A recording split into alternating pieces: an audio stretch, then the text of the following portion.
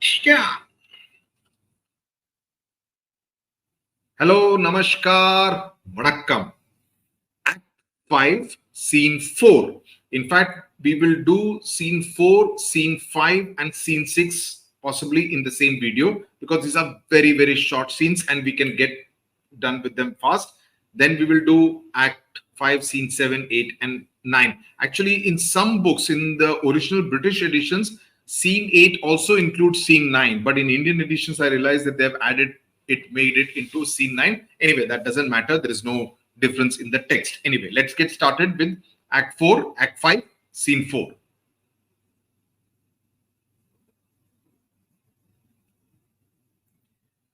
Okay, Scene 4, again, taking place in the countryside near Burnham Wood.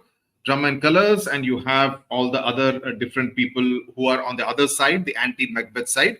On the others, in this particular scene, Malcolm, Seward, young Seward, Macduff, Menteith, Katniss, who we met them in Scene 2 of Act 5. Now, Malcolm says, cousins, I hope the days are near at hand that Chambers will be safe. Now, what is he referring to? Now, he's saying that cousins, referring to not cousins in the way cousins we know, but he's referring to, countrymen, kinsmen. I hope the time is coming when people will be safe in their own bedrooms. He's indirectly referring to the murder of his father when he was asleep inside his bedroom, okay, at the castle of the Macbeth. So he says that's the wish he is making. We doubt it nothing. We do not doubt it. Seward says, what wood is this before us? So he's inquiring, what is this wood? Now, they are near Burnham Wood. Malcolm says, let every soldier hew him down a bow and bear it before him. So Malcolm suggests that let every soldier hack. Hew means hack of a branch. You hack off a branch of the woods, okay, and bear it means carry it before him in order to use it as a camouflage. That is, you use it as something to hide while you move, so it would seem as though the trees are moving. Now you know what was the prophecy of the witches. The forest will move towards Dunsinane. The Burnham Wood would move toward Dunsinane. So when there are so many woods which have been used to camouflage and which the soldiers used to hide themselves and move towards Dunsinane, it would look as if the entire forest is moving. That is what really happens.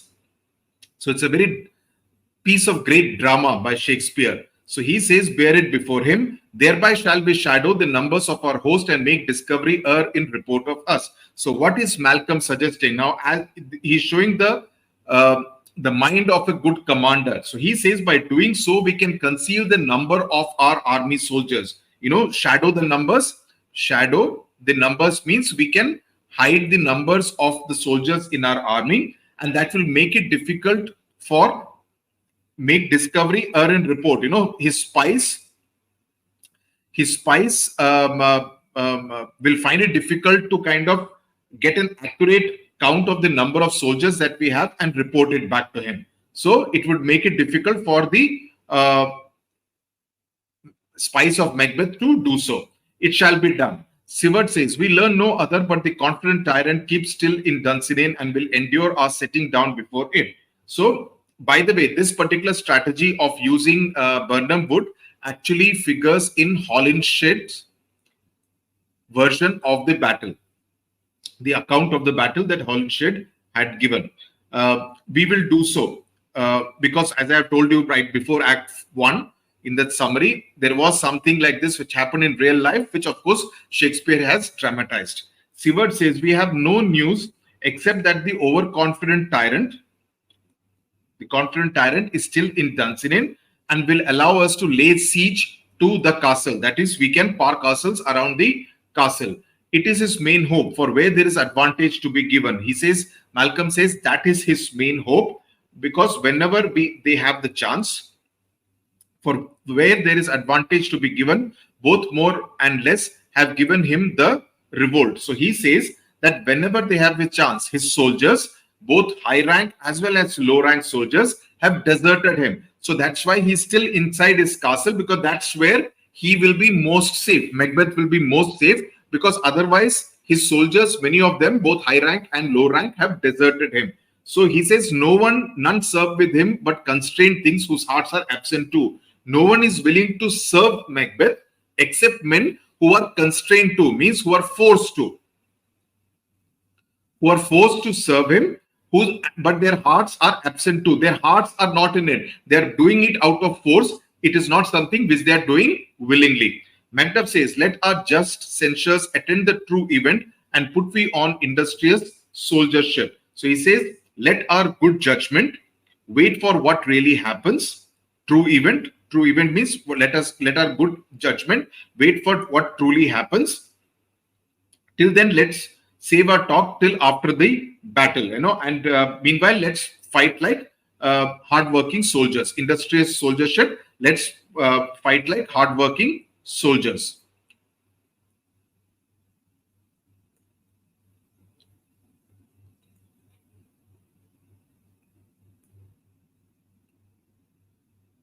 Seward says, the time approaches that will with due decision make us know what we shall say we have and what we owe. So he says the time is coming quickly when we will come to know what we have achieved and what we still have to do.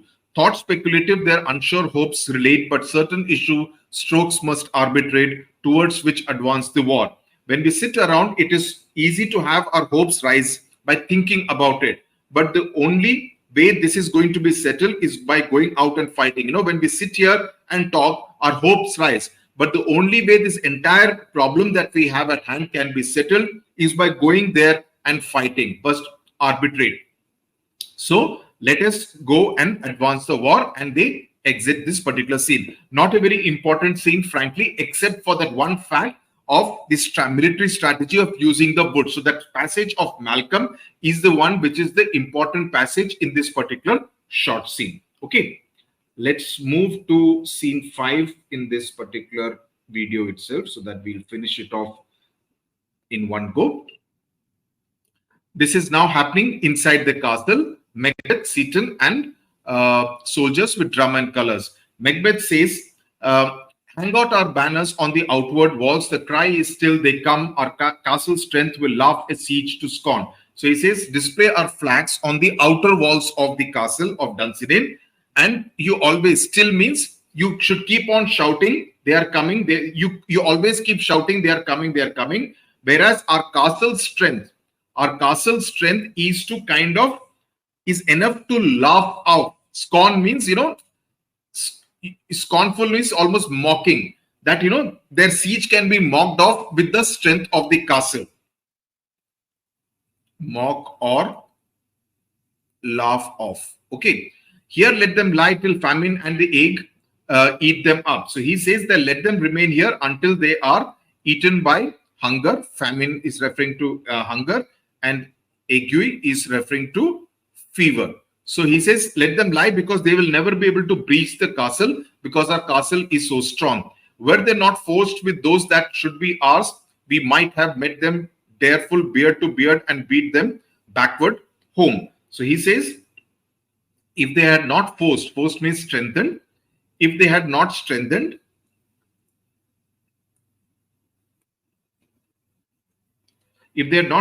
by joining hands with those who should ideally be on our side, we would have confronted them boldly. Met them dareful means we would have confronted them in a bold manner, man to man. Beard to beard means man to man, and in front of the castle, and driven them back to England. Okay, so that's what we would have done.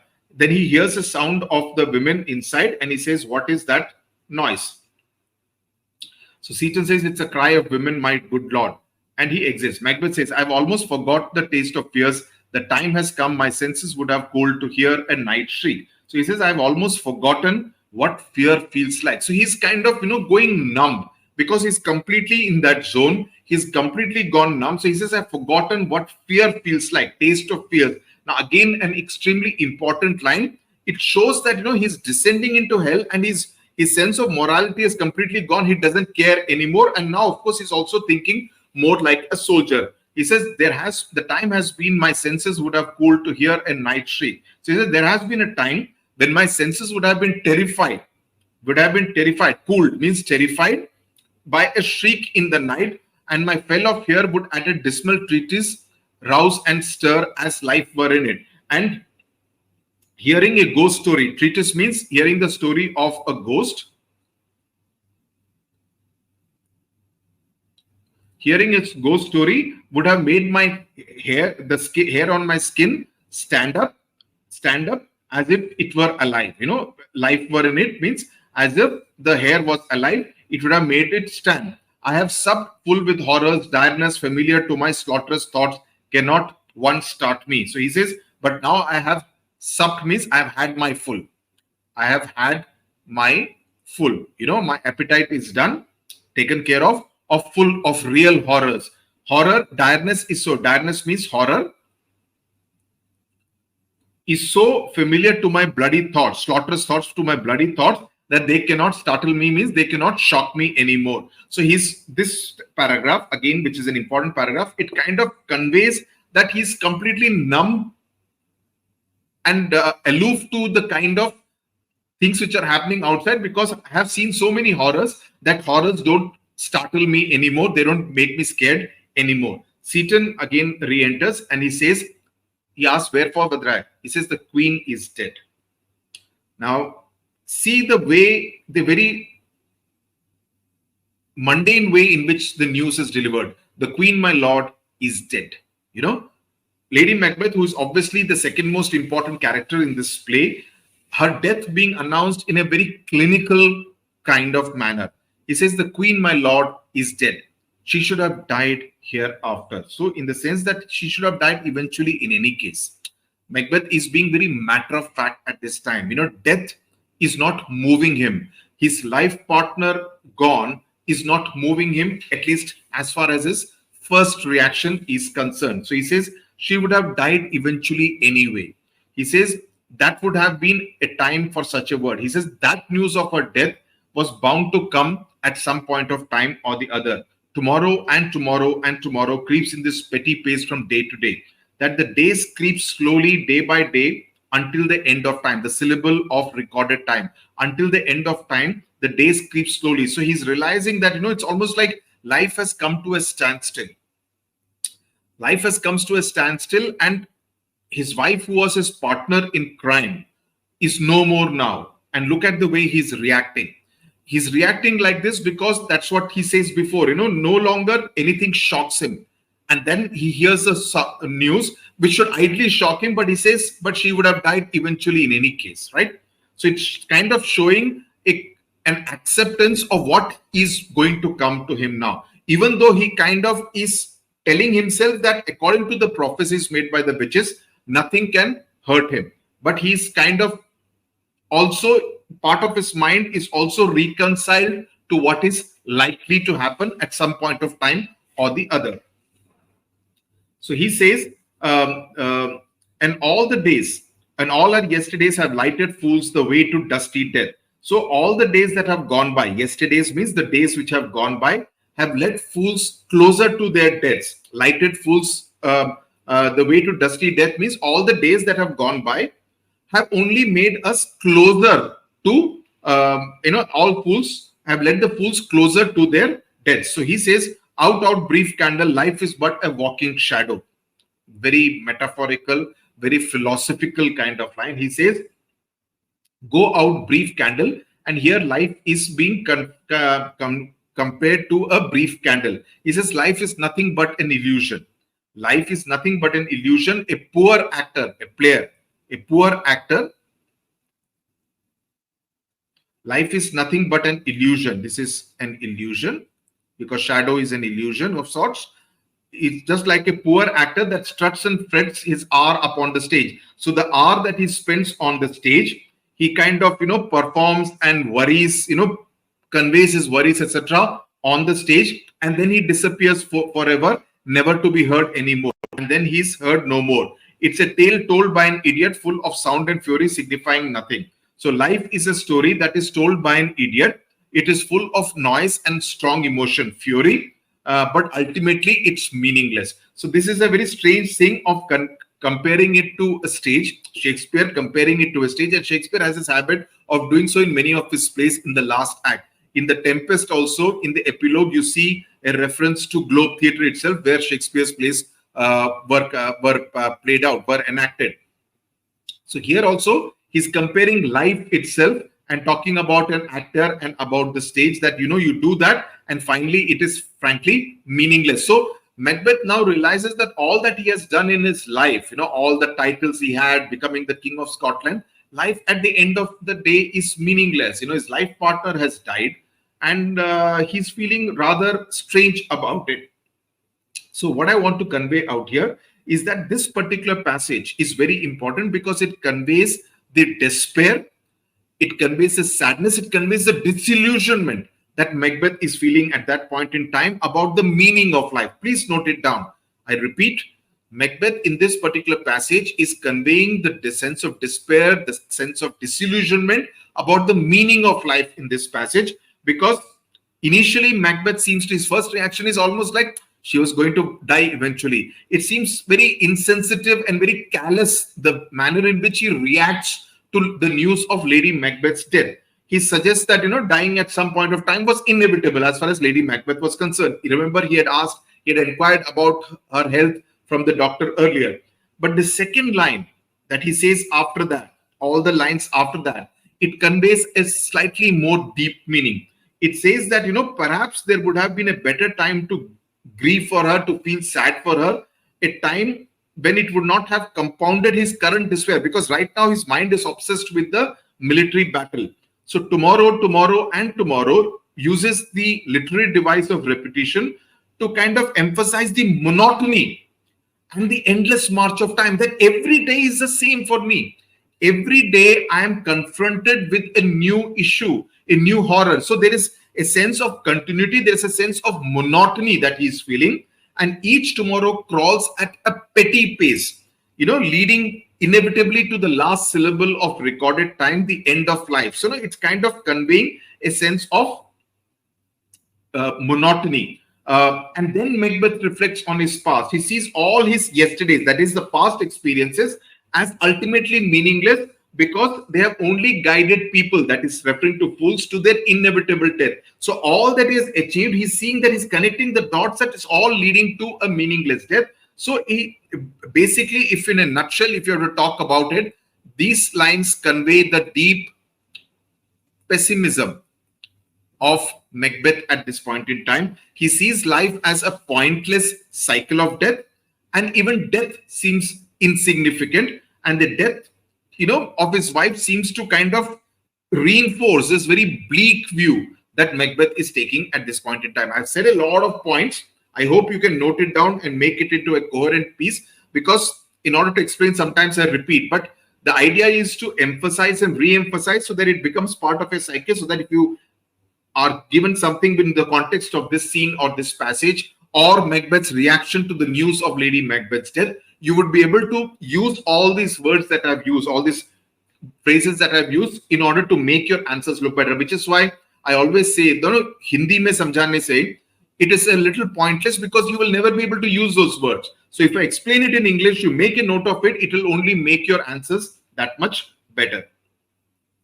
At that point in time, a messenger enters. Thou comest to me, comest to use thy tongue, thy story quickly. So he says that you have come to tell me something, tell it quickly. Gracious my lord, I should report that which I say I saw, but know not how to do it. I want to tell you what I saw, but I do not know how to do it. Macbeth says, just say it. Well, say it. As I did watch stand my watch upon the hill, I looked toward Birnam, and anon me thought the wood began to move. That while I was on my duty watching towards the hill, I looked towards Birnam woods, and I saw that the forest was beginning to move. Macbeth says, liar and slave, that you are a liar. How can the forest move? Because that's what he was banking on. Messenger says, let me endure your wrath.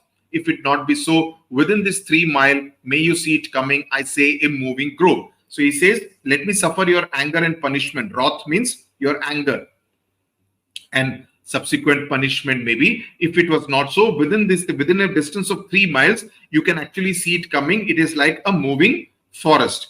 If thou speakest false, upon the next tree that shall, if you are speaking false, you will be hung on the next tree till famine cling thee. Okay. So he's saying that if you are lying, I will hang you from the nearest tree till you die of hunger. Famine means hunger in this case. If thy speech be sooth, I care not if thou dost for me as much. So he says, if you're speaking the truth, I would not care if you were to do the same to me. That, you could also hang me the same if you are speaking the truth. Then he speaks to himself. Now, again, this passage, you will see that he's speaking to the others and he's speaking to himself at the same time. So it again shows a sense of an agitated and disturbed mind. So he says, I pull in resolution and begin to doubt the equivocation of the fiend that lies like truth. So he says, my confidence is failing. Okay. This one, my confidence is failing and I'm beginning to doubt the lies that the devil told me that only sounded like the truth. That is, the devil referring to the witches, that they sounded like the truth. But now I'm beginning to doubt what they said, because he's saying that the forest is actually moving. So don't worry, fear not till Birnam wood do come to Dunsinane. So don't worry till Birnam wood comes to Dunsinane. And now a wood has come upon Dunsinane here. Arm and out. So he says, arm yourself and go out, telling the soldiers. If this which he avouches does appear, there is nor flying, hence not tarrying here. So he says, if what this messenger says is avouches is true, what he is saying here is actually what he's saying here on oath, that it is indeed true, is actually true, then I can neither escape, nor flying means I can neither escape, nor I can stay here. Tarrying means nor I can stay here. I'm beginning to be tired. Now there is a sense of tiredness which has crept upon Macbeth. So he says, I begin to be weary of the sun. That is, I am beginning to feel tired of living and wish the estate of the world were now undone. And I wish the settled order of the world will fall into chaos. So he's almost like cursing. He's wishing the end of this world as far as he is concerned. And to soldiers, he says, ring the bell, blow the wind, blow wind. I come here. Come destruction. Rack means destruction. At least we will die with harness on our back. At least we will die with our armor on our back, with our soldier's uniform on our back. They all exit. 6th scene also will do because it's a very short scene. It again takes place before the castle in the other camp, in the enemy camp, Macbeth's enemy camp. Now near enough, your leafy screens throw down and show like whose you are. Now you throw down the woods, the forest leafy cover, you throw down and show who you really are. You worthy uncle shall with my cousin, your right noble son, lead our first battle. So then he's telling Sivert that noble uncle, as I told you, he's his uncle. With my cousin, your noble son, we will lead our first division battle. Will lead the first division of the army. Worthy Macduff and we shall take upon what else remains to do according to our order. Brave Macduff and us, I will do the rest according to our plan. Sivert says, fare you well. Do we but find the tyrant's power tonight, let us be beaten if we cannot fight. So he says, if we meet the tyrants, Macbeth's forces tonight, let us be defeated if we cannot fight. Let us finish it off tonight. Let us be defeated if we cannot fight, but let us find him tonight itself. If we meet the tyrants' forces tonight. Macduff says, make all our trumpets speak, give them all breath. So he says, blow all our trumpets with all our breath. They are those clamorous harbingers of blood and death. What does this mean?